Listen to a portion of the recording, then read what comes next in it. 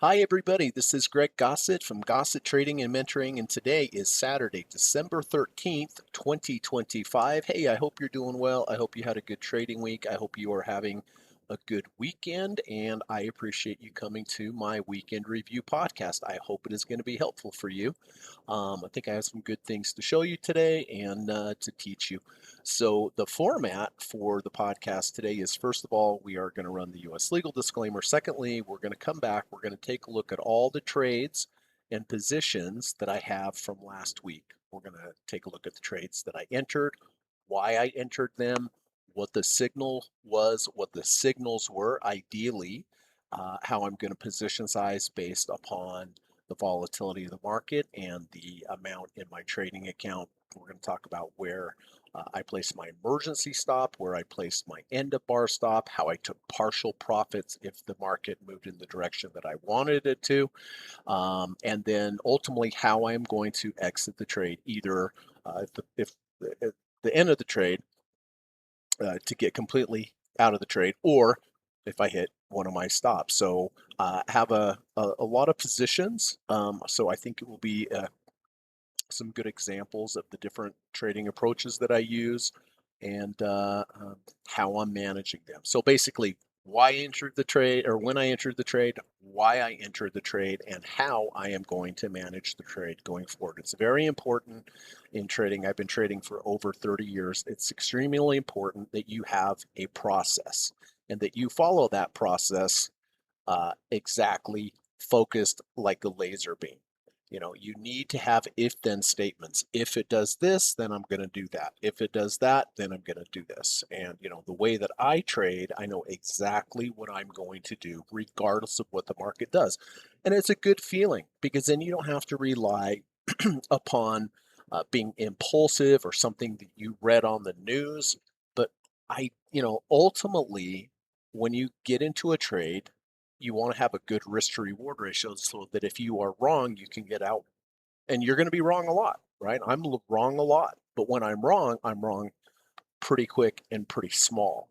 But on the other side, if it goes my way, I need to have a process that keeps me in so I can be patient and look for those outsized gains because you're going to have losses.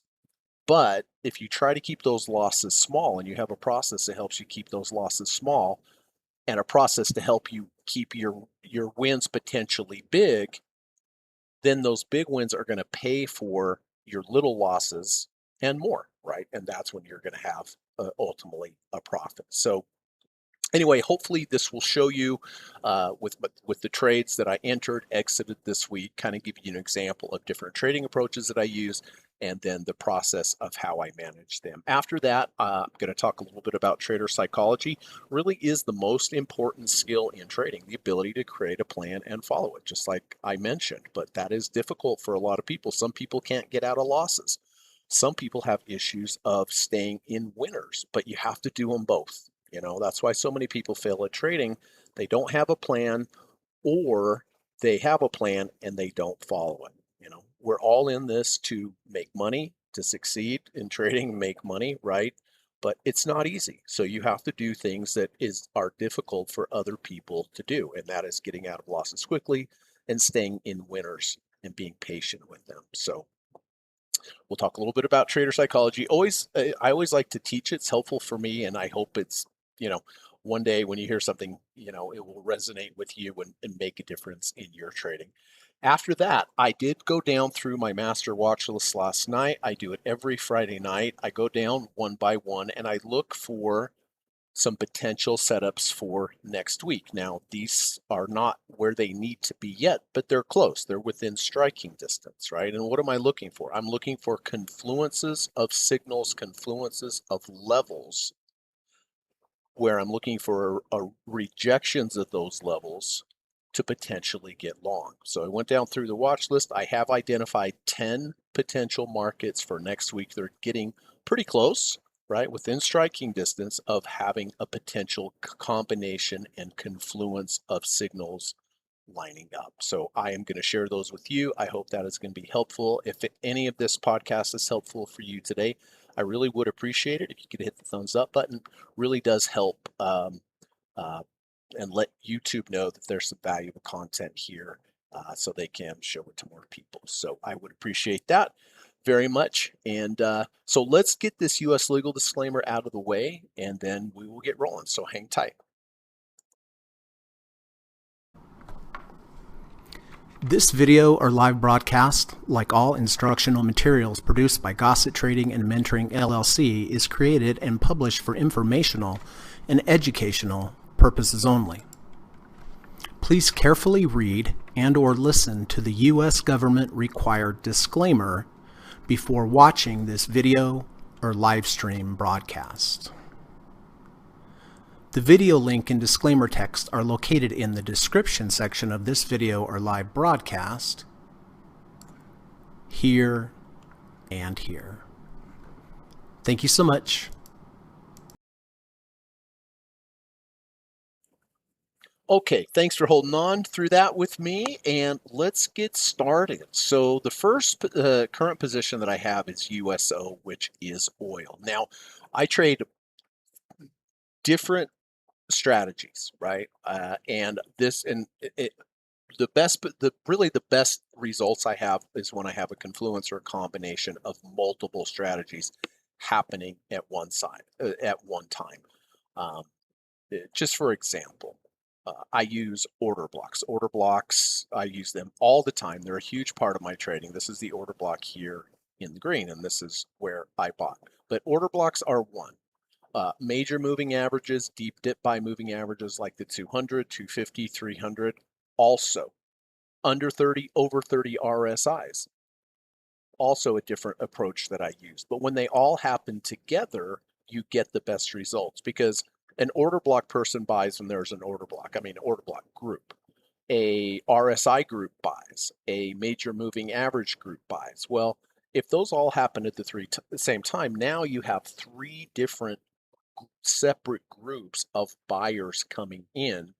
And, just to make it simple, the more buyers that are coming in when you come in, the higher chance that you have that you're going to have a profitable trade. Doesn't guarantee it, but it increases your odds, and that's the best we can do as traders is stack the odds in our favor as much. That's why it's so important to be patient and wait for those confluences. So, the potential trades that I'm going to show you at the end of the podcast, that's what I'm looking for, are those confluences. So let's start with USO. So I did enter USO here on October 20th at $67.81. So why did I do that? Well, I just mentioned the green box. The green box is an order block, and I entered here with the rejection at the top of the order block, meaning it came in the order block and then closed above it. So it rejected the top portion of this order block. But let's go back, and the order block formed in the past, and let me explain to you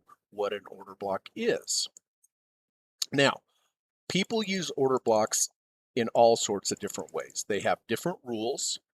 And I understand all the different rules of order blocks, but the way that I use them work the best for me. They may be, you may be watching this and go, oh, that order block was a little different than the way I learned it. Yeah, I get it. But for me, this is the most simple way to use it. It's the most simple way to teach it. And the results from the way that I use it have been very, very good. So this is the way that I look at order blocks, okay? So the order block started here on May 30th, this bar, the high and the low of this order block. So what you need preceding an order block before an order block changes is the first thing you need is a swing low. A swing low is a low that has a higher low to the left and a higher low to the right. So you can say this is a swing low because this low to the left is higher, this low to the right is higher. So first things first, we need a swing low. After we have that first swing low, we need a swing high. Now a swing high is the opposite. It has a lower high to the left and a lower high to the right. So does that check out? It does. To the left here is a lower high. To the right, lower high. So that makes this a swing high. So we have a swing low, followed by a swing high, followed by another swing low, that's lower than the first swing low. Again, this is a swing low. Why? Because we have a higher low to the left and a higher low to the right. Okay, so swing low, swing high, lower swing low. Now, as soon as this is in place, we need to bring our attention back to the first swing high. Swing low, swing high, lower swing low. Now, in the future, if the price goes up and goes above that swing high, like it did here, right? Swing low, swing high, lower swing low, this bar takes out the swing, that first swing high. Why is that important? As soon as that happens, now you can locate and identify your order block. And the order block is simply your lowest close bar before market structure change. So swing low, swing high, lower swing low. This bar here takes out the swing high. This changes market structure to the upside. And in this particular case, it was perfect. As soon as that happened, look what happened to the price. That doesn't always happen, but it does happen sometimes. Now, I do not buy the breakout of this swing high. Obviously, in this case, it would have been great. But what I do is, as soon as this happens, swing low, swing high, lower swing low, price moves up, takes out the swing high, moves into a bullish market structure, and I identify the order block, the lowest closing bar prior to market structure change, the high and the low of this bar, I move into the future. So let's look at this chart. So we have the swing low, swing high, lower swing low, market structure change. Then the market just takes off. Now, if you look up here in hindsight, 2020 hindsight, when the price was up here and you look back to this order block, could you say that smart money was buying here?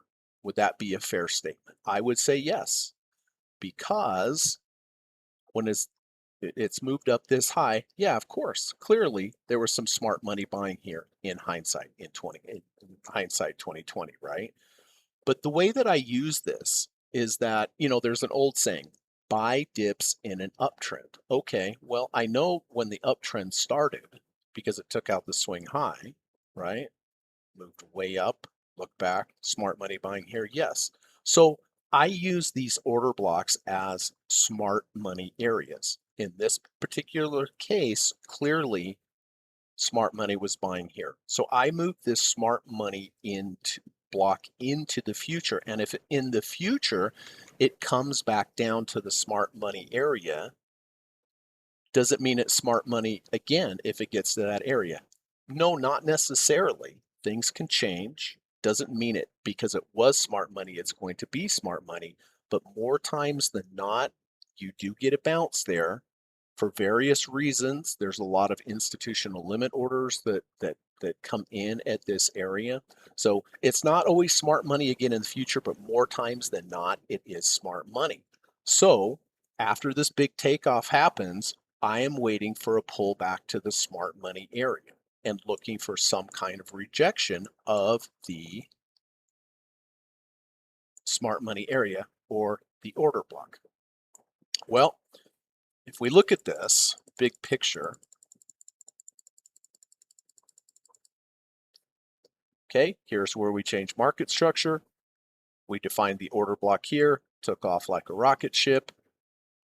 I know this is smart money. Now look, months and months and months went by until it came back to the smart money area. And then finally it did come back to the smart money area. And this is where I bought it here on October 20th. And again, why? Because it rejected the high of the order block. It went into the order block. There were no more sellers there. It closed back above. Okay, that is where I'm going to take my trade. And that is why I took the trade. So I entered here at $67.81. Now, as soon as I have an entry, I have a valid entry, in this case, rejection of the top of the order block, I have to decide how many shares I'm going to buy. Now, this is probably the most important decision you're going to make in trading. How many shares am I going to buy, right? If you buy Too few shares, it doesn't really matter. If you buy a huge amount of shares, even though if you have a good setup, it could fail, certainly. So you can't have too much. So what I use a very simple formula that I'm going to share with you today, and it works for any account size, right? So here is how I do it. I take 1% of my total capital that I have available for trading. So let's just say I have $100,000 in my trading account. Very simple. I take 1%. That's 1,000. If I have 200,000, it's 2,000. If I have a million, it's 10,000. If it's 50,000, it's 500. Okay, so very simple. 1% of my total trading account. It's $100,000. It's $1,000.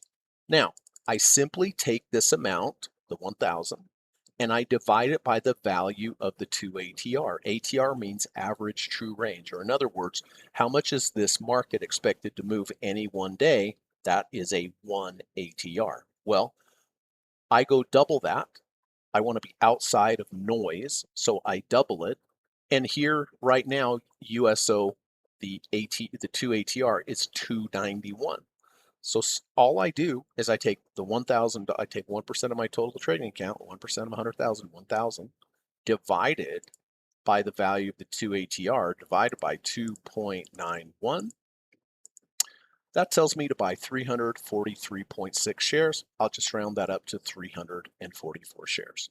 So when I talk about position sizing based upon volatility, the volatility is going to show up in the value of the 2 ATR. If the volatility is extremely high, the 2 ATR number is going to be much, much larger. And if this is much, much larger, it's going to tell you to buy fewer shares, which is correct trading. If the volatility is lower, this number is going to be smaller, and therefore my position size is going to be higher. People don't really realize this. When market volatility is extremely high, you should be using fewer shares because the expected move is higher. Make sense? So this formula does all that for me. It's just very simple. 1% of my total trading capital divided by the value of the 2 ATR. I know exactly the correct amount of shares to buy based upon the current volatility, okay? And the value of my account size. So I position size, as I just showed you, bought in this example, the 343 shares, whatever, here at 67.81. Now, the first thing I do after I enter the trade is, remember the 2 ATR? I subtract that from my entry price. So my entry price on this trade was 67.81. I subtracted 291 below, and if I enter here and it goes down $2.91, how much have I lost? I've lost $1,000, right? Because we just did the math when we divided it, right? So as soon as I enter, I look to my 2 ATR value, I minus it from my entry, I put a line down here. This is my emergency stop. If it turns around and just goes way down and it hits that emergency stop, I know I have to get out immediately. And how much have I lost? I've lost 1%. Not fun to lose 1%, but you can recover from this, right? But you have to kind of have an uncle point and say, this is as much as I'm going to lose on any one particular trade, 1%. And so that's why I place the emergency stop exactly the value of the 2 ATR below me. Now, the good news is this emergency stops, they hit, but in my experience, over 30 years, they only hit that about 5% of the time. The other 95% of the time, if I have a loss, it will not be because of my emergency stop. It will be because of my end of bar stop. So where's my end of bar stop? Well, I took the trade because it rejected the high of the order block. My end of bar stop on this particular trade is if we get a close below the low of the order block. The low of the order block here is at 66.06. Emergency stop 64.80. End of bar stop 66.03. Okay, so if you set this up correctly, your end of bar stop is always going to be much closer to your entry than your emergency stop. Emergency stop is just worst case scenario.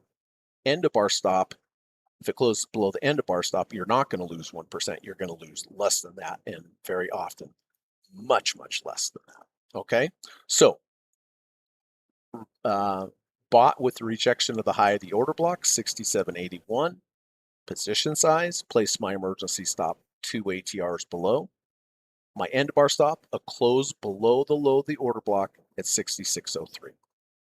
Okay, so now I'm in the trade. I know where my two stops are. The next thing I do is I look for the value of the 1.5 ATR. The value of the 1.5 ATR is $2.18. So this is 1.5 ATR. Soon as I buy, I have my emergency stop in place, my end of bar stop in place. Now I take my entry price and I add the value of the 1.5 above it. Okay, this is the orange line, and this is my trailing stop level. So if I enter and it gets to my trailing stop level, now I go into what is called trailing stop mode.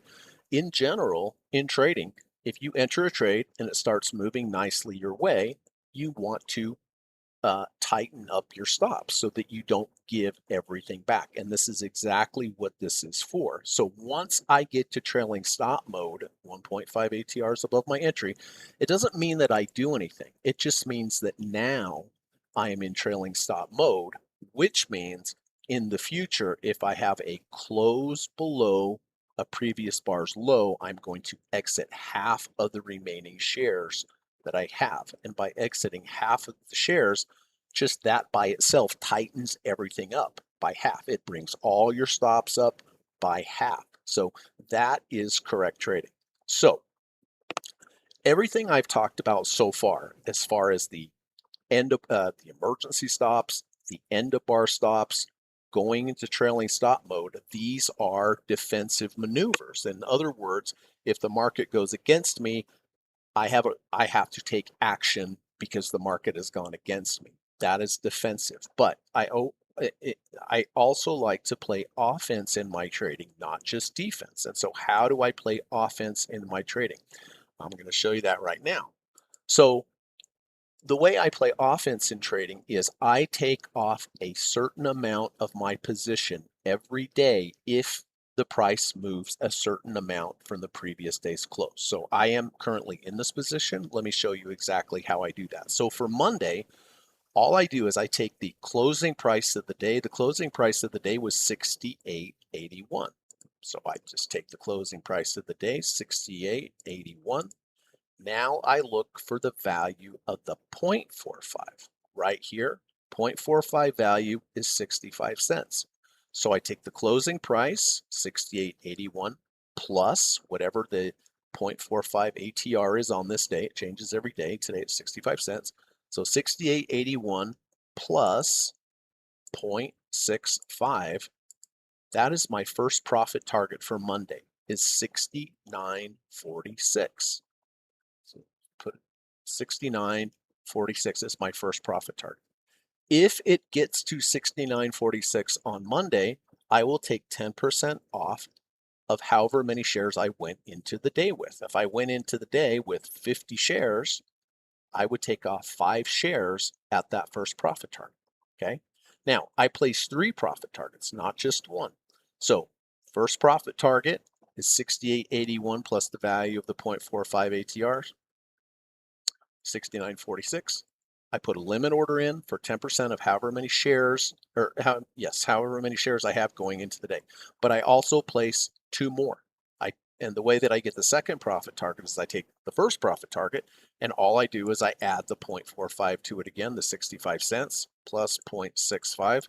My second profit target for Monday, $70.11, and I do it one more time, $70.11 plus 0.65.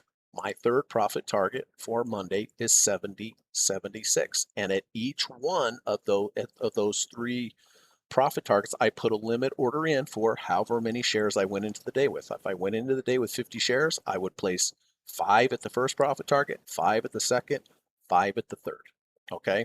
So I am such a big fan of using these partial profits because many times you'll have a trade that will go your way and go up really great and then come back down. You are so glad that you took off those partial profits as the trade evolved. And I'll show you many examples today. You'll see why it was so important.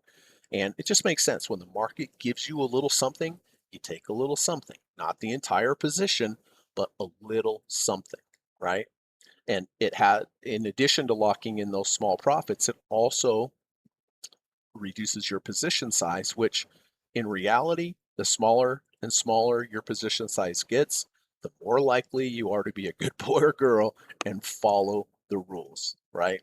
Because if you have a huge position size and you never start taking anything off, then it has the effect to get you off track and not follow your process. So there's a lot of advantages to it. All right. Okay. So I have set up the basics of the trade.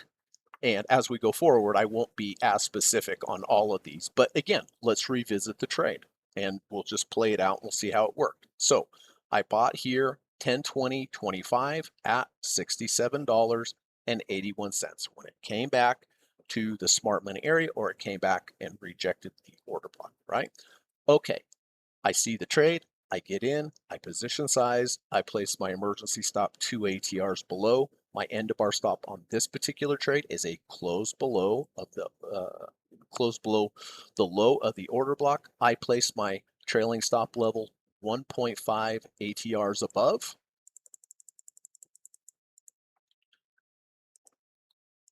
And here we go. The next day, it goes up. Great. Hit 2 profit targets right off the bat. Boom.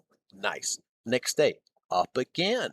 Hit multiple profit targets again. And in this particular case, I also got to trailing stop mode. It doesn't mean I do anything. It just means now in the future, if I have a close below previous bar's low, I'm going to get out of half, right? The half of the remaining shares that I have. The next day, up again, huge, multiple profit targets, right? Next day, kind of sideways, nothing. Next day, down a little bit. Next day, down. But this is the important day because this is our first close below a previous bar's low after reaching trailing stop level. So what do? I take off half of the remaining shares that I have. And that's what I did here. And I locked in a gain of 4.97%. Now, as we go forward, we have some down days, we have some up days where I take partial profits, we keep moving down, we have a nice little rally up here where again, I'm selling into that strength, then we head down, no profit targets, then we head up again, taking off profits while I have them, down, right? And then here we have a move up where I'm taking off partial profits. And then the last week, oil has just gone down. So the remaining shares that I have, because I'm still in the trade, the remaining shares that I have up 1.45%. But this is a very good example, everyone, of when it comes to partial profits. Am I glad that I took off a lot of the partial profits into this strength? Of course. Am I glad that I locked in partial profits and gains here? Of course. Here, of course. Here, of course. Right? I mean, if I had just bought this here and not taken partial profits, not gone into trailing stop mode, not taken off half, how much would I be up on the trade? I would be up 1.45%. But I am up significantly more than that because of these rules and these partial profits that I use, right? Significantly, right? I got out of some up here when it was up 9%. So trying to make the case of why, for me at least, taking partial profits really, really good thing. So now going forward on this particular trade, if it goes down and it closes below the low of the order block here, what am I going to have to do? I'm going to have to get out. That's my stop, right? If it continues to keep moving up, what will I do? I will continue to take partial profits, keep reducing my position size until we get up to like the 65 RSI level, 70 RSI level, and then I have other procedures and other rules to get me completely out of the trade. But rejection of the high of the order block on USO, the remaining shares up 1.45%.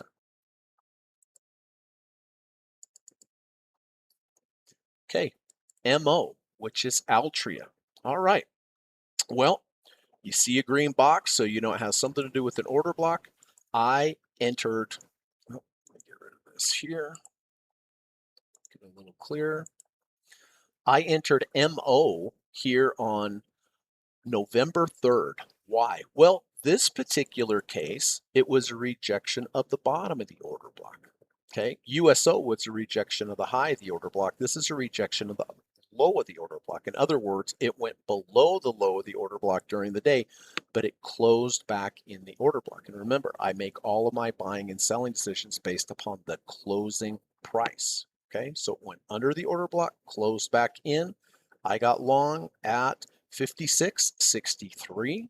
I position size as always correctly. I place my emergency stop 2 ATRs below. My end of bar stop is simply a close below the low of this order block. If the next day it just closed below, even by a penny, that would have been my signal to get out. And if it closed below a penny, I would have gotten out for a very, very small loss, right? But that's the key, everyone, in trading.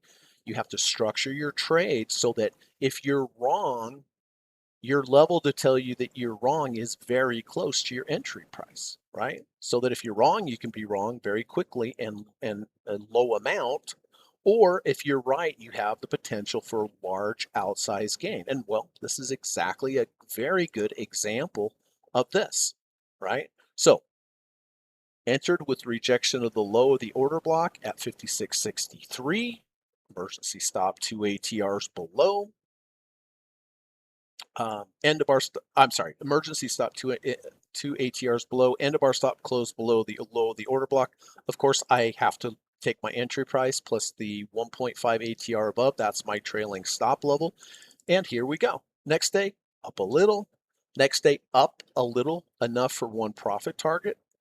Then down, and then up a little. I can't remember if I hit a profit target here or not. Then we moved up. This day was a profit target. Keep reducing the position size a little into the strength, and we got to trailing stop mode.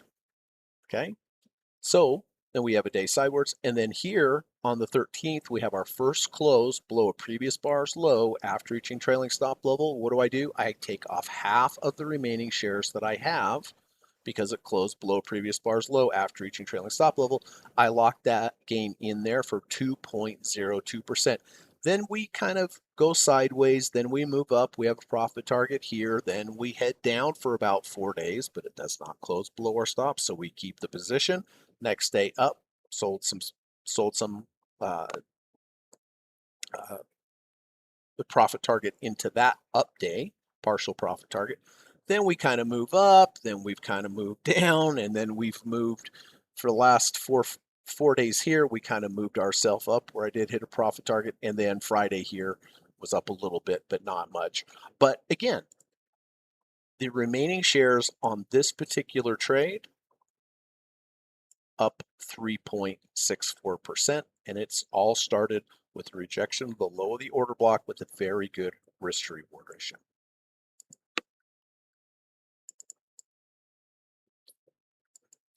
Shopify. All right, Shopify. It's been a really, really, really good trade. I bought Shopify here on the 18th of November at $100.47. Why? Well, here's the order block. If we go back into the past, where does the order block start? Oh, here it is. It started on September 2nd. Why? Because we had a swing low, and then we had a swing high, and then we had a lower swing low, and then we changed market structure to the upside. And once you change market structure to the upside, I can define the order block as the lowest closing bar prior to market structure change. I bring that smart money area into the future. Look here. On 1027, when it's way up here at 180, again, in hindsight, can you go back to this order block and say, was smart money buying here? Clearly it was. So if it comes back to this area again, I can look at it as it's coming back to smart money again. It doesn't have to be smart money the second or third time around, but more times than not, it still is, but not always. I mean, you can see here, we changed structure, then we had a pullback. Where did it stop? Right at the top of the order block before it took off, right? I take the trade here, right? My current trade is based upon this order block on 9.2. So again, I moved the smart money area into the future, and it had a big move all the way down. Where did it bounce? With the rejection of the high of the order block. So I bought here 140.47 with rejection of the high of the order block. I position size. I place my emergency stop 2 ATRs below. My end of bar stop is simply a close below the low of the order block. I place my 1.5 ATR trailing stop level above, and here we go. Next day, up, profit targets. Next day, up big, multiple profit targets. Now I'm also in trailing stop mode. Next day, down, no change. Next day, up, multiple profit targets. Next day, up a little, not enough for a profit target. Kind of squeezed itself up, but no profit targets. And then here on December 1st was our first close below a previous bar's low after reaching trailing stop level. What do? I take off half of the remaining shares that I have, and I locked in a gain of 5.83%. And then we just continued to move up. Profit target, not sure, down. Here, clearly had multiple profit targets that I sold into that strength, right? And the last couple of days we've been down a little bit. So the remaining shares that I have on this position up 14.73%.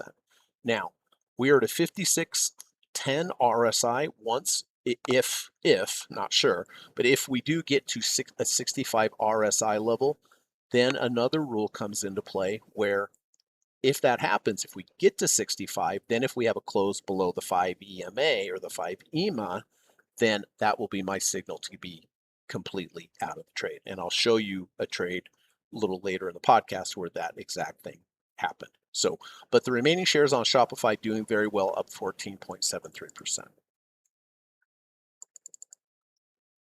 FXY. All right, FXY is the Japanese yen.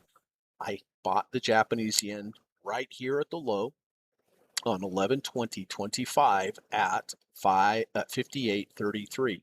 Why? Because it rejected the bottom of the order block, a previous order block from the past, a previous smart money area from the past. And when it came back to the smart money, it tested and held, so I entered the trade. Okay, so I entered the trade here, 58.83. I position size. I placed my emergency stop 2 ATRs below.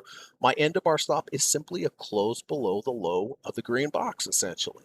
I'm very close to it to begin with. So if the next day it had just closed below, I simply would have gotten out for a small loss.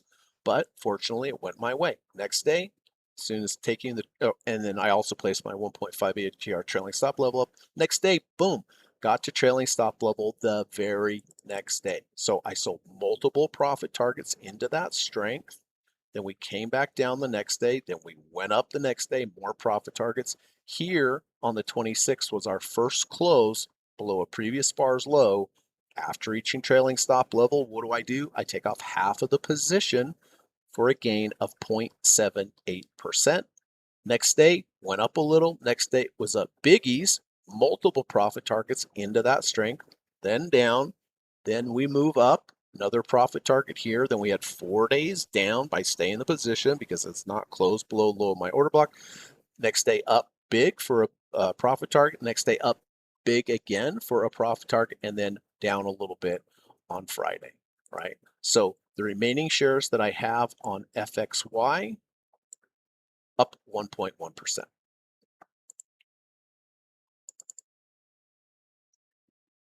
MasterCard.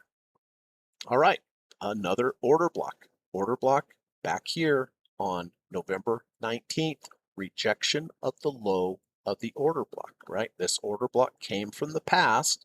Let's take a look, see where it came from. So this was a previous smart money area back from here. I defined that order block, moving it into the future. So I bought here 530.38 position size, placed my emergency stop down here, 2 ATRs below. My end of bar stop, simply a close below the order block. Place my 1.5 ATR trailing stop level, 1.5 ATRs above my entry. The next day went up, I hit a profit target, then reversed, but look, it held the low of the order block. If it had closed below, I would have had to get out, right? But fortunately, it held. Next day took off like crazy, multiple profit targets. Next day, nothing. Next day, up. profit target, partial profit target, and I'm also into trailing stop mode. Next day down, next day up a little for a profit target. Here on the December 1st was our first close below a previous bar's low. After reaching trailing stop level, I took half the position off for a gain of 2.51%. Next day, we're up, another profit target. Next day, we're up, another profit target.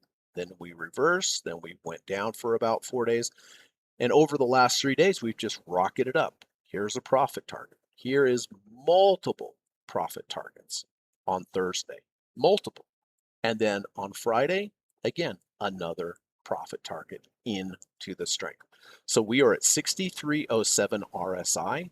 If it gets to 65, then the 5 EMA will come into play. And if we close below that, I will exit the entire position. So the remaining shares that I have on this particular trade doing quite well, up 7.29%. But again, it's just an example of waiting for a rejection of a key level, like the low of an order block, having my end of bar stop very close to my entry, which I did in case I was wrong, but having the potential, if I'm right, of having a big outsized move, which I was fortunate enough in this case to have. Remaining shares up 7.29%.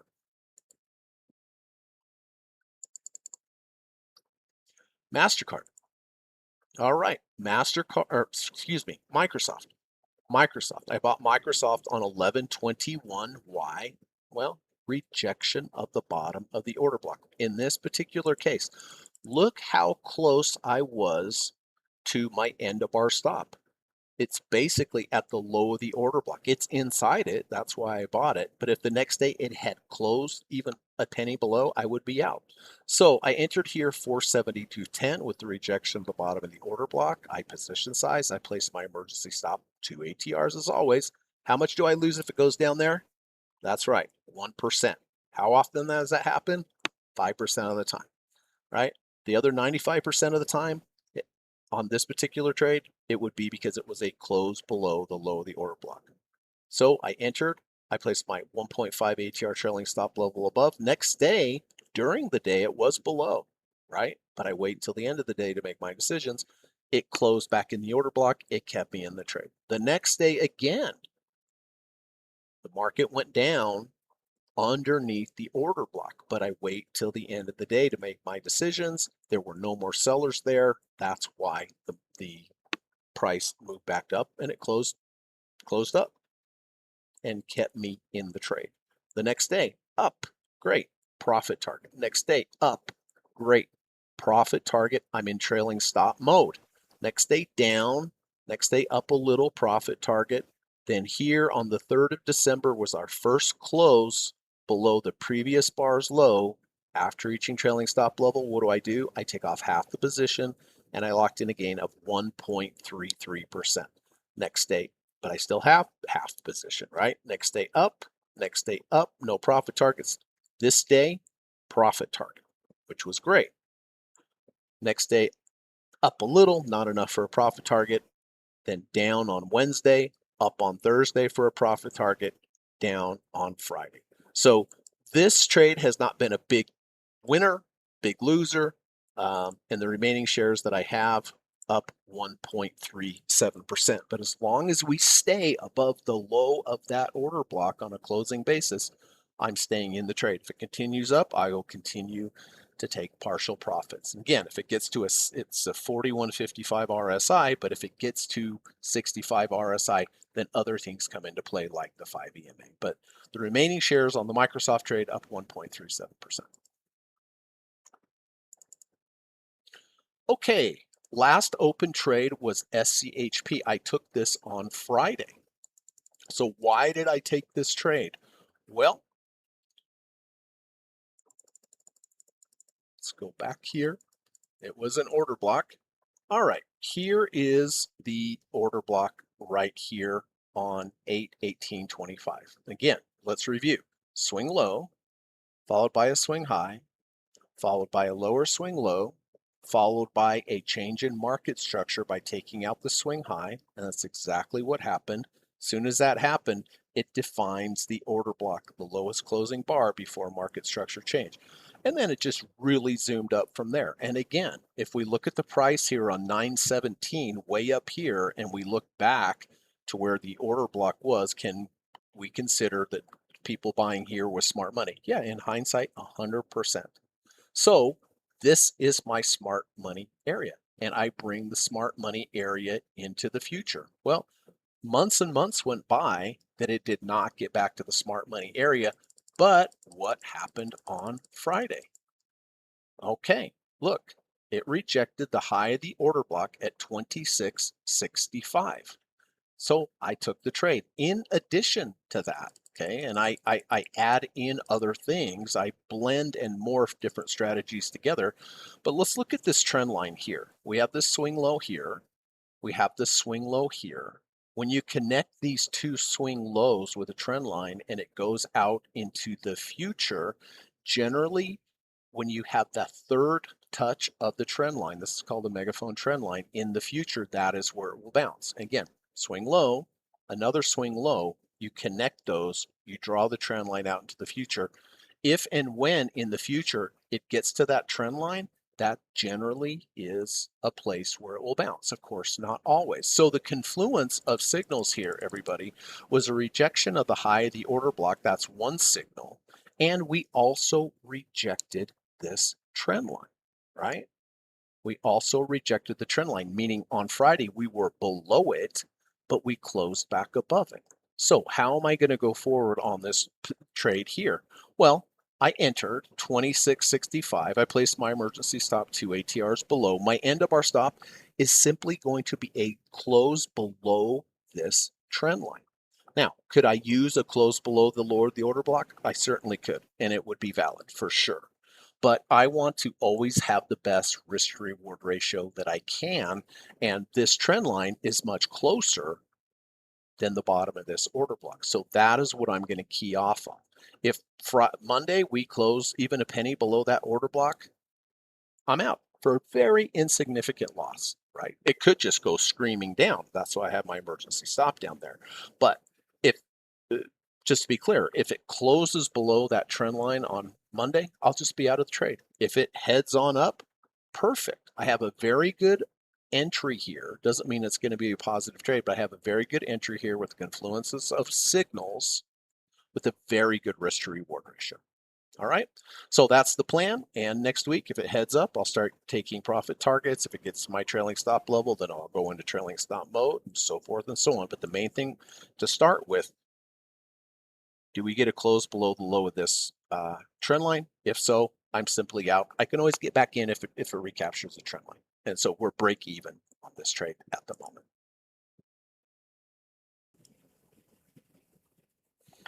Okay, so those were all the open and current positions that I have. So let's now look at the positions that I closed this week and why I closed them.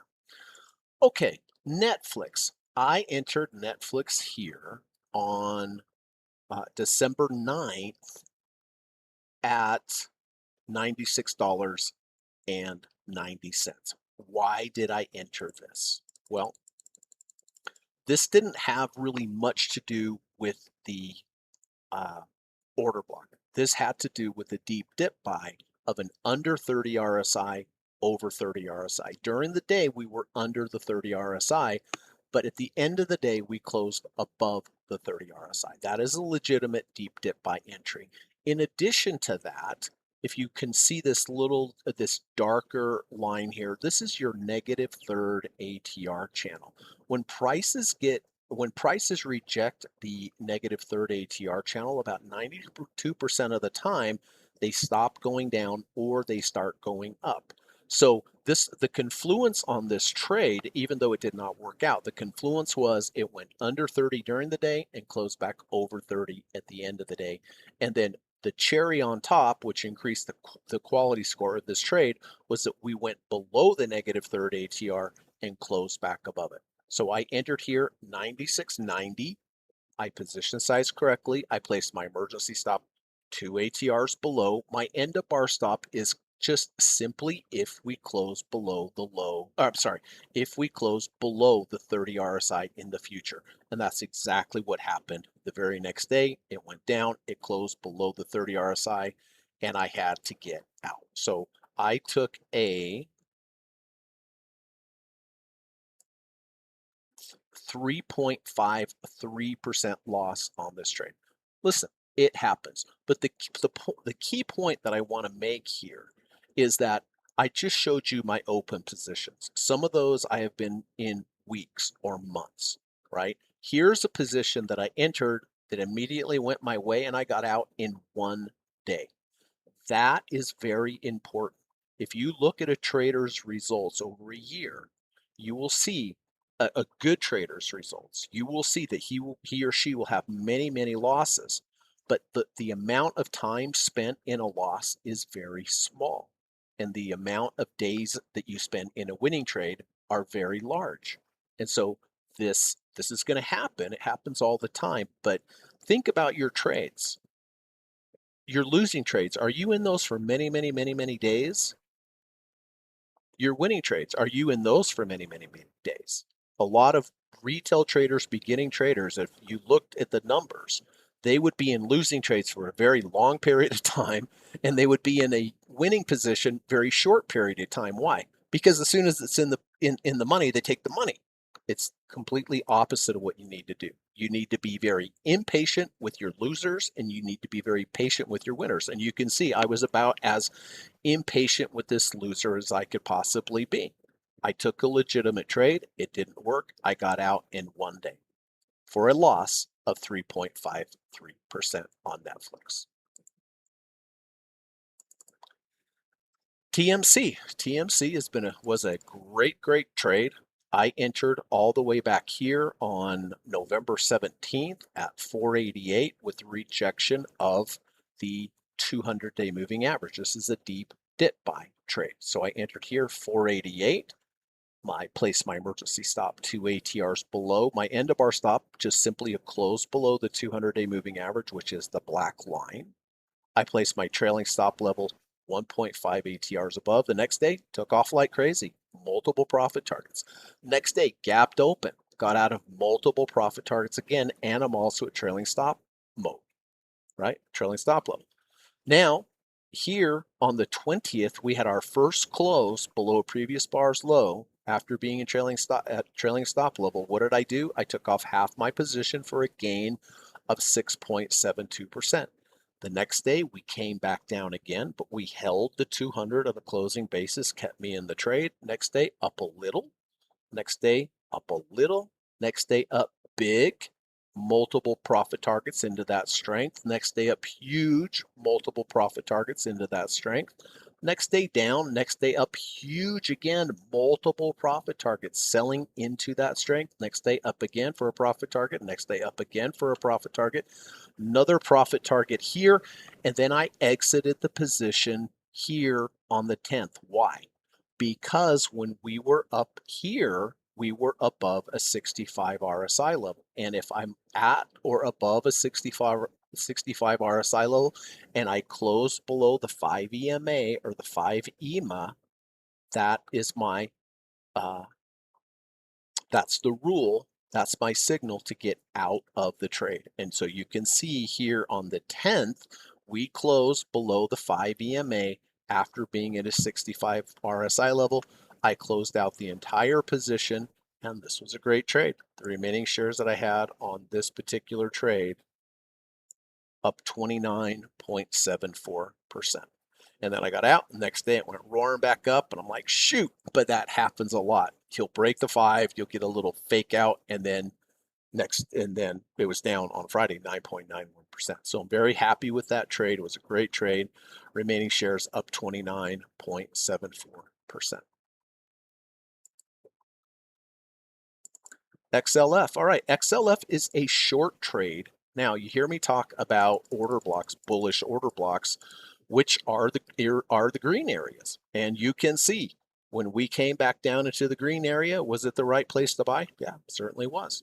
But I shorted here in a bearish order block. So what's a bearish order block? The bearish order block rules are the opposite for bullish.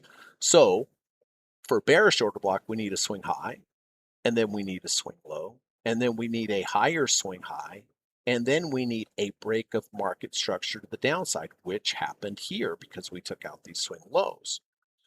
As soon as that happens, then we can identify the bearish order block. The bearish order block is the highest up bar close previous to market structure change to the downside. And so I took the bearish area into the future, and I shorted here on 12.5 at 53.68. Why? Because on that day we rejected the high of the order block. We went above it and then closed back in it. So I got short here at 53.68. I placed my emergency stop 2 ATRs above. My end of bar stop is a close above the high of the order block. Next day went my way, went down. Next day down again. But here on Wednesday, we closed above the high of the order block. That's my end of bar stop. I had to get out of the trade because my rules told me I had to. And I took a loss on the trade of 0.41%. Not bad, right? It was a legitimate signal with a good risk to reward ratio so that if I'm wrong, I could be wrong small. And I was wrong small. But the bigger point here is that, boy, am I sure glad I got out of the trade, because after that, it just took off, right? So losing trade here, 0.41%. I was only in the trade for 3 days. Again, back to the whole thing. When I'm wrong, and I'm wrong a lot, I'm usually in that trade for a day or 2 or 3 or 4. And that's correct trading. Being impatient with your losers. When I'm right, I can be in those trades for weeks, even months. Okay, so loss of 0.41%.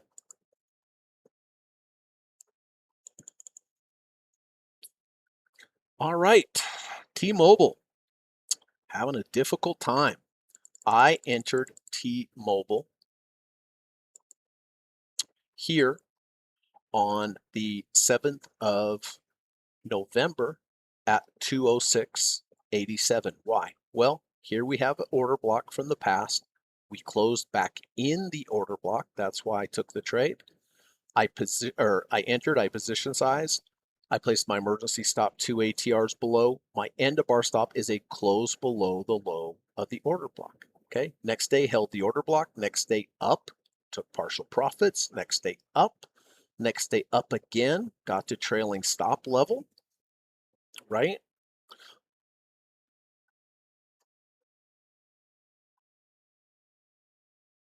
And we kept moving up, we kept moving up.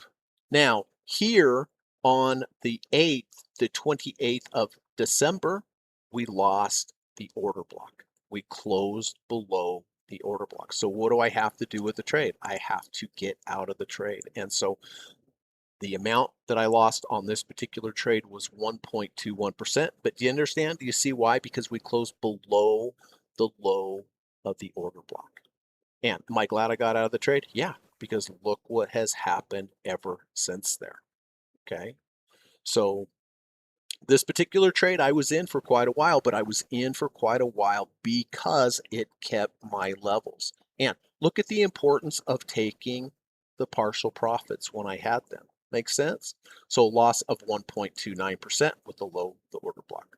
Okay, so those are all the closed positions. Now, I also trade on the weekly charts, and so let's bring our attention to UUP. Each bar here is a weekly time frame, so each bar is a week. I entered UUP all the way back here, 7/11/25 at $27.21. Multiple signals of why I entered here. The first is that we rejected the high of the order block. We were in the order block, we closed back above the order block. That's a rejection of the high of the order block.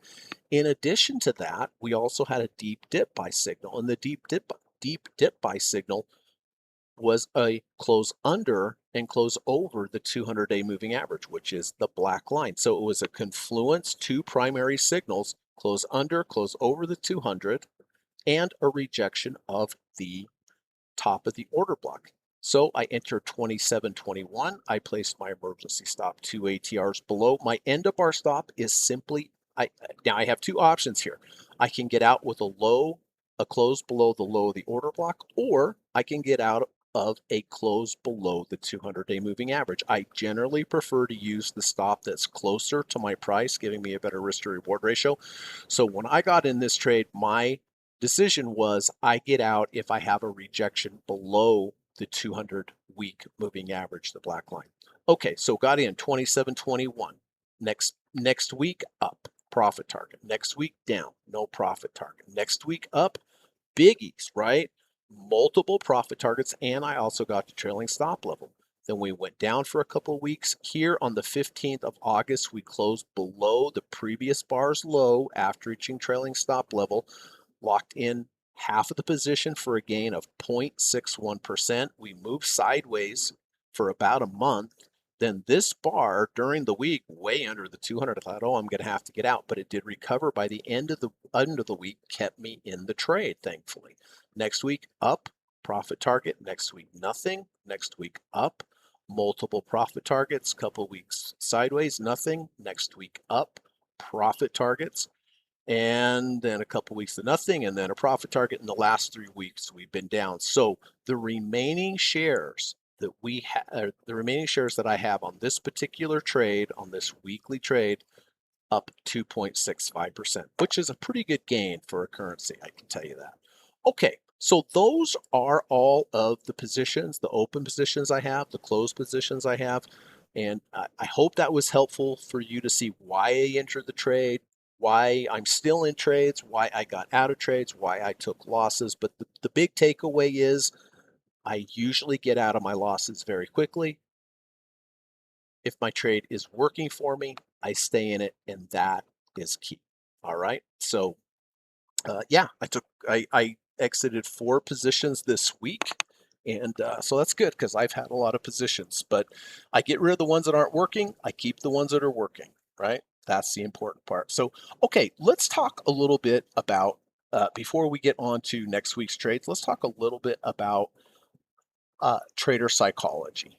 This week's post from my good friend Steve Byrne. Seems like I post from Steve every single week because he puts out such good content. Steve's a great guy. He's a friend of mine. He is a great trader. He's a great author. You can find all of Steve's books at Amazon.com, and he has so many great books. I think he is this. He's written more trading books than anyone in the world except for one person. I don't know who that other person is, but Steve has written the second most trading books of any author, and I'm sure he will be the number one within a year or two.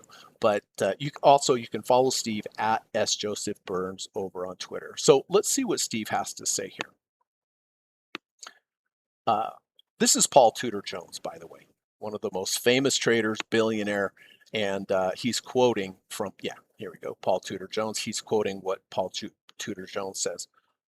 Where you want to be is always in control, never wishing, always trading, and always first and foremost protecting the downside. Let's read that one more time.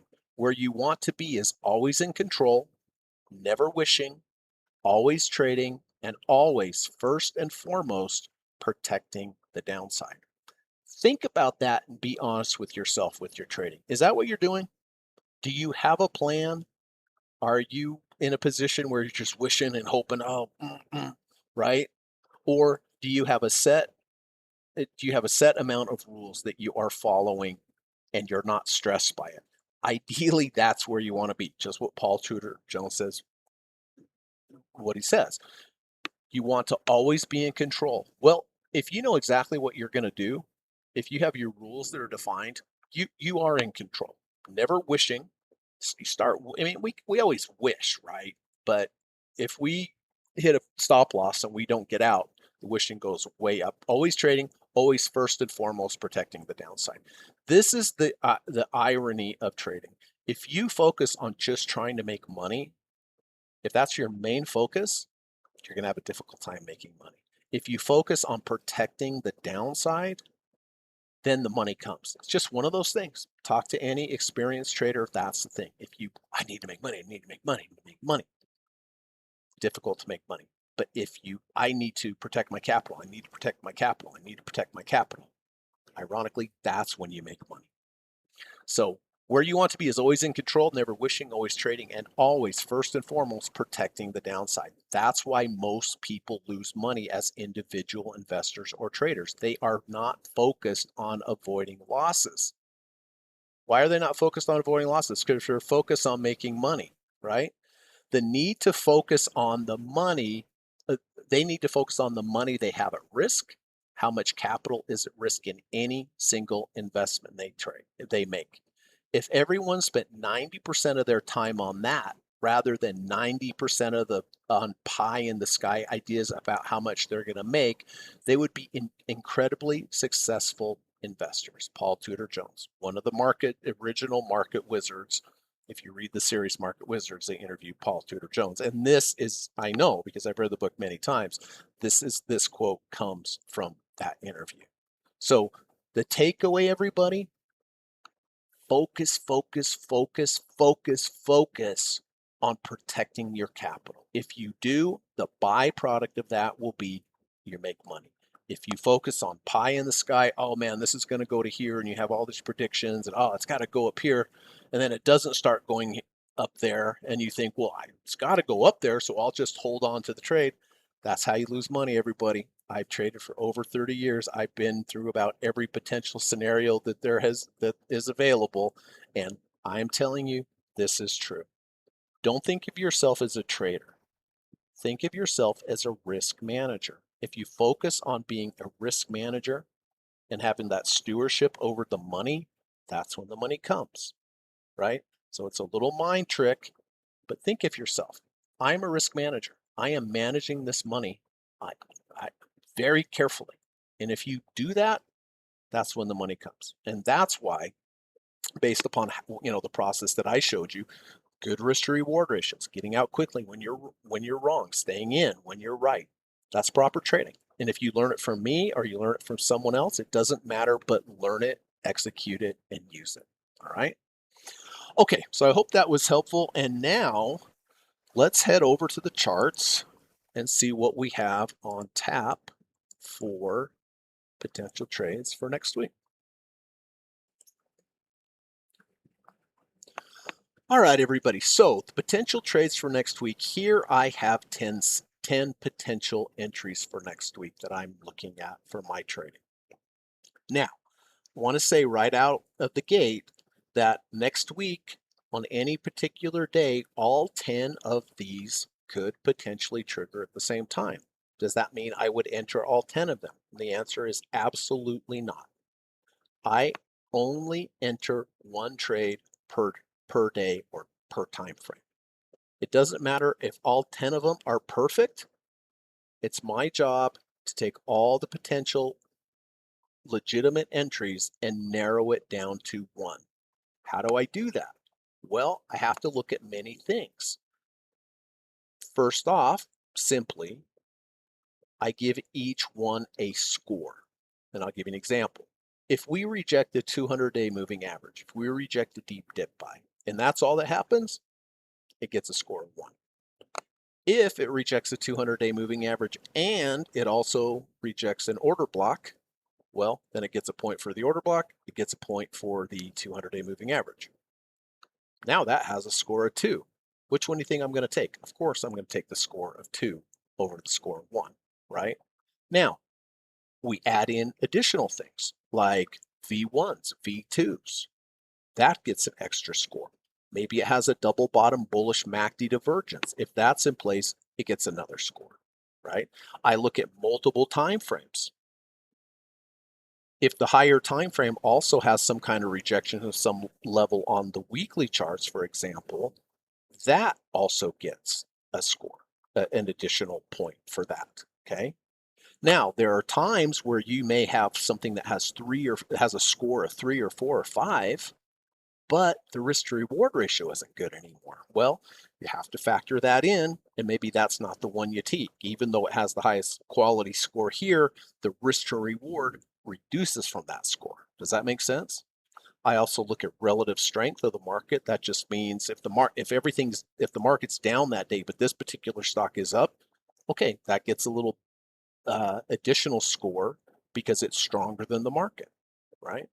So these are the things that I use to put together the scorecard for the trades. And this is what I teach my students, right? The devil is in the details with trading. You have to look at all these little things. And by the way, uh, just to let you know, I do teach a 20-hour one-on-one course, which is really great. I've taught people from all over the world, all the way from absolute beginners all the way up to hedge funds, up all the way up to the hedge fund level and everywhere in between. So, I think the best way to learn trading is over time and one-on-one with your instructor so that you can see the different market conditions, because I teach 2 hours a week and we do it for 10 weeks, right? So we're going to spend a lot of time together, but we're going to be able to look at different market environments as they come. And I'm going to teach you all the different trading strategies that I use, all the rules. We do a lot of simulation trading,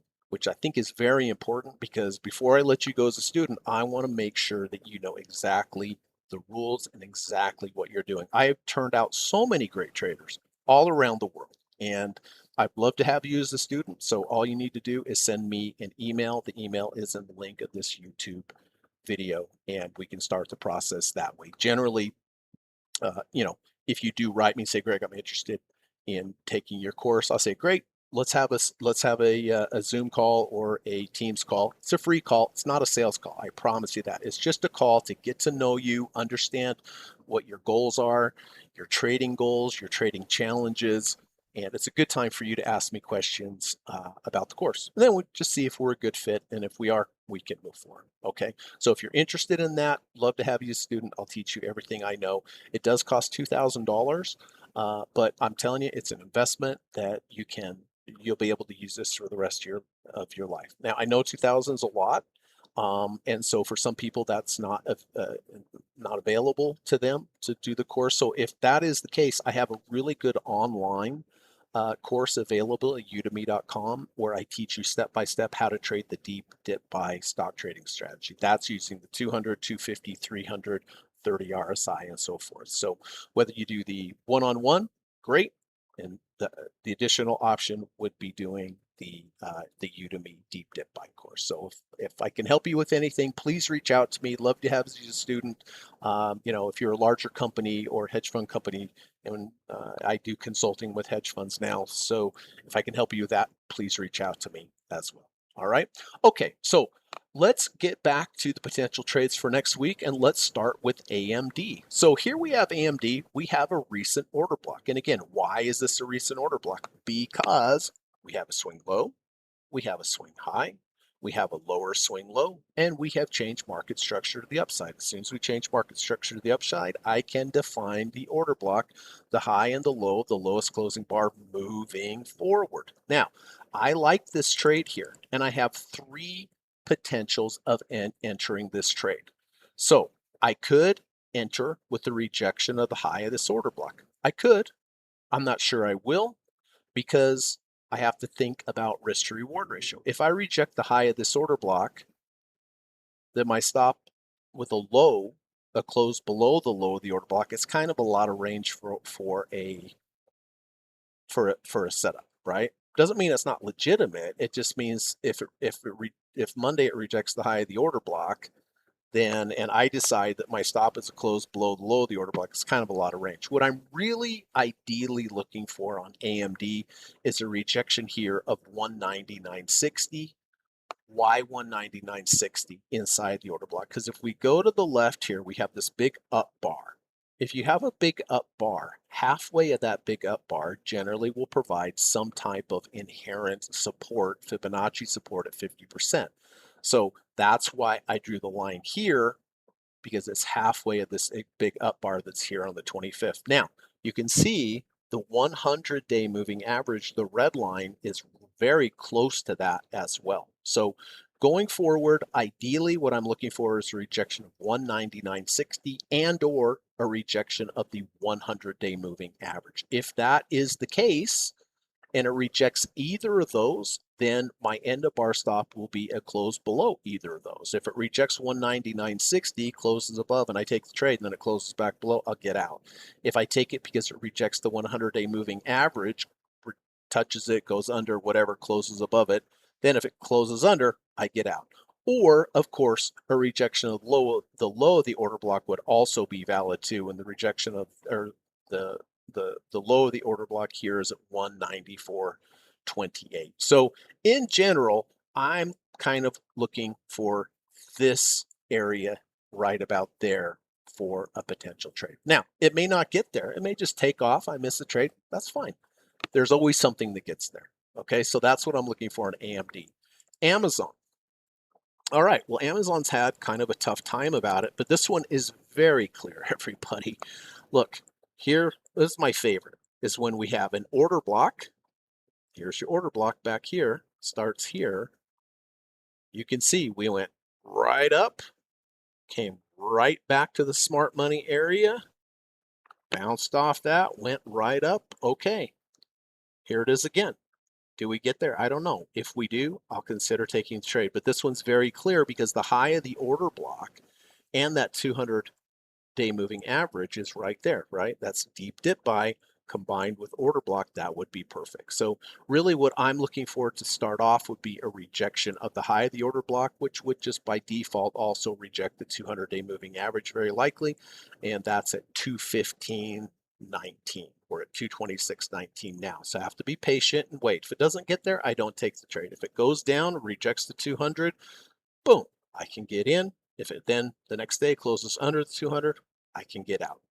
Just keep that loss small. That's the key. So really, just to sum it up, I'm looking for a rejection at 215.19. Alibaba. Okay, well, Alibaba has a new order block here. Why? Swing low, swing high, lower swing low, market structure change, defines the order block. This one's very simple. I'm just looking for a rejection of the 100-day moving average that lives inside the order block. Another way to say it, I'm looking for a rejection of a key area, a key support area that's in a key support area. The 100 is a key support area. The order block's a key support area. So I'm looking for a rejection of an important area within an important area. Makes sense? And this one's pretty simple. The 100 is the day moving average is 152.11. That's what I'm looking for. And then I will use that level as my end of bar stop. Cameco, CCJ. Okay, nice little order block here. Swing low, swing high, lower swing low. Market structure change defines the order block. Now, I drew a line, a key area inside a key area. I drew the line here, 79.80. Why? Well, I go back to here. But Greg, this is not an up bar. You're right. But what we have is a V2. A V2 takes 3 bars. These 3 bars is a V2. Bar 1, bar 2 goes below bar 1's low. Bar 3 closes above bar 1's close. That is called a V2. Was the V2 correct? It was. Halfway of the washout bar, and the washout bar is the number 2 bar. They call it the washout bar because it goes below bar 1's low before the reversal. That is a key level, 79.80. So I have a key level, 79.80, within a key level, the bullish order block. You know, it's not that close to getting there, but it certainly could. And if it does, that is where I will consider getting long. So what I'm really looking for in this one is a rejection of 79.80 next week inside this bullish order block. IBM, okay, we have a red bar. That's a bearish order block. Why is it a bearish order block? Swing high, swing low, higher swing high, market structure change to the downside, changing the market structure to bearish. When that happens, your highest up bar close prior to market structure change, the high and the low of that is this, the red going forward, okay? What am I looking for? My key level inside this bearish order block is 319. Why 319? Because on this bar here on the 12th, we have a big down bar. If you have a big down bar and you rally back to halfway of that big down bar, you're going to have inherent Fibonacci resistance to the downside. So that's why I picked the level. The level 319, we would have to go up, reject it, either touch it, close below, go above it, close below. That would be a rejection. And then my end of bar stop would just simply be a close back above that 319. You can see in the last week, price did get to the bottom of the order block, and that's all it had, right? I mean, I could have shorted from here, but you know, I highlighted this last week too on IBM, but this is the level that I want, the 319, or of course, the rejection of the high of the order block at 324.40. Coca-Cola. All right, I like there's multiple levels on Coca-Cola where I could enter here, but it all starts with the order block here. The order block is at 11/3/2025. Why? Swing low, swing high, lower swing low, market structure change. When we're up here and we look back here, was this smart money? Yeah, in hindsight it was. We bring the smart money area into the future. Now, my favorite trades with order blocks are when you have major moving averages inside them. Well, we have two moving averages inside this order block. The first moving average is the 100-day that you can see at the top of the order block. The 100 is at 68.40. So we went up pretty big on Friday, so I don't know if it's going to come down. But if it does come down and reject that 100-day moving average inside that order block, I would consider taking the trade. My end of bar stop would be a close below the 100 to keep it tight, keep it close, right? Alternatively, if it heads down even further, we have the 250-day moving average. This is a deep dip buy moving average. So this is how you combine the deep dip buys with the order block. So two levels, well, I guess technically three. The first level would be a potential rejection of the 100-day moving average at 68.40. The second level would be a rejection of the 250-day moving average at 67.60. Or, as always, kind of goes without saying, a rejection of the low of the order block at 67.19 would also be a potential. But again, this may not get here. I'm just not going to take anything unless it does exactly what I want. And right here, it's nothing burger at this point. But if it rejects those key levels, see, you have to have the rejection of the key level to let you know that the market rejected it, right? Doesn't mean that if it rejected it has to go up, but there's a better chance, right? And then it gives you a very good structured trade to know exactly where your end of bar stop is. Meta. All right, Meta has interesting here. We have an order block. Why? Swing low, swing high, lower swing low, market structure change. Lowest closing bar prior to market structure change is here. The high is 606.72. The low is 583.35. That's why I drew the order block here.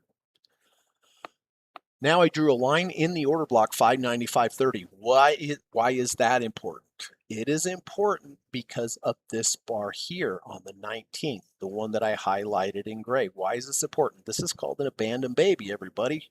Crazy name, right? Why is it an abandoned baby? Because the previous day it gapped down, and then the very next day it gapped up. When that happens, you have an abandoned baby, which generally signals a move to the upside, which it was correct. But if you come back to the high of the baby, that is where the key support level is. And the high of the baby is 595.30. So again, we have a key level, 595.30, top of the order block. I'm sorry, top of the abandoned baby inside an order block. See how I combine the two and put them two together. So really what I'm looking for on Meta is a rejection of 595.30 next week, or of course the low of the order block at 583.35. MicroStrategy, monster. Very similar to Meta in the fact that we have a baby. Again, what's the baby? This is the baby here on the 1st of December. Look, we gap down, followed by a gap up. Generally, what happens after that? You have moved to the upside, which happened. We also have an order block. Swing low, swing high, lower swing low, market structure change. That defines the order block, the high and the low of this bar. That's why it's in the green box here. So there are two levels that I am looking for. The first one is the high of the baby, which is 172.18. And you can see on Thursday, that's exactly what happened. We touched that level and bounced right off of it. I'm not so interested in that level. I'm interested in this level 163, which is the halfway of the big up bar, right? You can see we have the big up bar, halfway of that. That's the important 50 Fibonacci level, 163. That's an important level that's already inside an important level, which is the order block, right? So the two levels that I'm looking at as a rejection of 163, if it rejects that, that will be my end of day stop, and or a test of the low of the order block at 155.61. Okay, that's what I'm looking for there. NVIDIA's had a tough time, but we are coming back to some important levels. Well, surprise, surprise, it's an order block all the way back here from 9.525. Swing low, swing high, lower swing low. Market structure change. Look, as soon as the market structure changed, it came down to test the order block. Yep, bounced. And again, if we look here at the 30th of October, way up here, in hindsight, was that order block smart money? Yeah, clearly it was. So we bring the smart money area into the future again. Look at this. On the 25th of November, to the penny, it got to the order block before it bounced. And it bounced for a week or so, and now it's coming back. But what I'm really looking for here, the three potentials on NVIDIA that I'm looking for, yes, I would consider a rejection of the high of the order block. The high of the order block is 169.01. I also like the midway point here at 166.60. That's the green line. Or, of course, the low of the order block at 164.05. All right. And so those are the three levels that I'm looking for on NVIDIA. My favorite one here is in the middle, 166.60, but either a high of the order block, 169, the middle, 166, or the low, 163, somewhere in this range is an important key level. Doesn't mean it's going to hold. It has held in the past, was a good area in the past. Wish I could tell the future, but I can't. But that's what I'm looking for. All right, last on deck, everybody, is TLT bonds. Well, bonds have just gotten hammered, just hammered. But I am looking for this order block all the way down here. This would be a key level. Why is this an order block? We have a swing low, we have a swing high, we have a lower swing low, we have market structure change, and clearly when the price was all the way up here, we look back here with smart money buying there. Yeah, clearly they bought there. Clearly. Okay, well, that area is coming into view. We are not there yet. I'm not sure if we will get there, but if we do get there, be a very interesting place to potentially buy. So this is such a short or narrow order block. If we got a rejection of 85.84, that would be legit. Rejection of 85.48 to the downside, that would be legit there. So anyway, everybody, I hope this was helpful. If you have any comments, questions, put them in the comment section. I will do my best to get back to you and answer your questions. If I can help you with anything, please let me know. I'd love to have you as a student. Like I said, I teach a 20-hour course. We're going to spend a lot of time together, 2 hours a week for 10 weeks. But by the time you're done, you will be a much better trader. I am sure of it. Really, I am sure of it. So I always like to leave off with, please try to go out and do one nice thing for another human being each day. It really would make the world a better place if we just simply did one nice thing for another human being every day.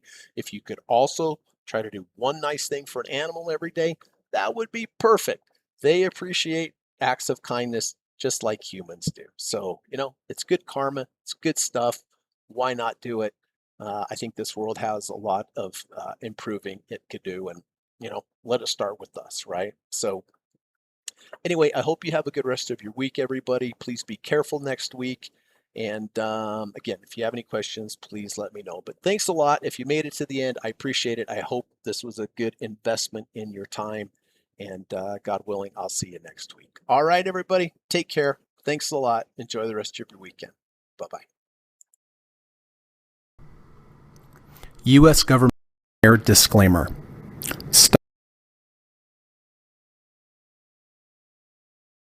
Stock, options, futures, and forex trading is not appropriate for everyone. While there is a potential for large rewards, there is also a substantial risk of loss associated with trading. The material in this video or live broadcast is not geared towards any particular individual or to any particular financial situation and is not intended to meet the particular investment objectives of any viewer. This video or live broadcast, like all instructional materials produced by Gossett Trading and Mentoring LLC, is created and published for informational and educational purposes only.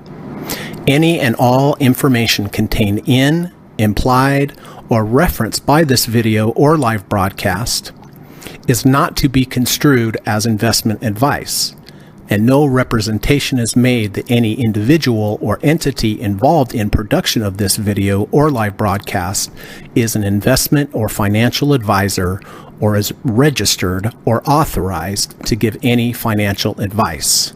We are publishers and educators only. Therefore, the various producers of this video or live broadcast will not accept liability for any loss or damage of any kind which may arise either directly or indirectly out of the use of any of this material, including any loss of profit. No representation is made that any account or investment will or is likely to achieve the profit or losses demonstrated. We recommend consultation with a licensed and qualified professional before making any investment decision. This video or live broadcast is not to be construed as an offer to buy or sell any security, financial instrument, or financial product of any kind. Notice is hereby given that any individual or entity involved in production of this video or live broadcast or their clients may have an interest in any security, financial instrument, or financial product mentioned or referenced. Any simulated or hypothetical performance result depicted does not represent actual trading and therefore may under or overcompensate for the impact of various market factors such as lack of liquidity. Thank you.